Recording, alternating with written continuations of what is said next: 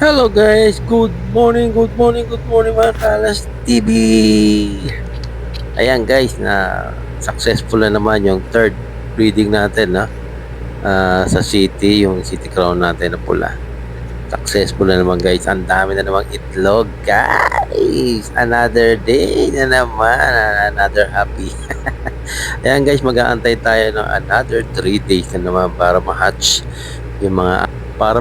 yung anak ng city natin, yung crown tail guys. Ayan guys, kitang-kita niya naman guys yung mga ano no, yung mga eggs. Pero hindi pa tapos yan guys. Mamaya-maya, baka bukas na natin siya tanggalin yung female para mas marami pa siyang itlog na ilabas guys. Ayan guys, tignan nyo. Yan yung mga egg talaga niya. Ayan, pag sinom natin, kitang-kita. Another blessing na naman yan sa atin guys.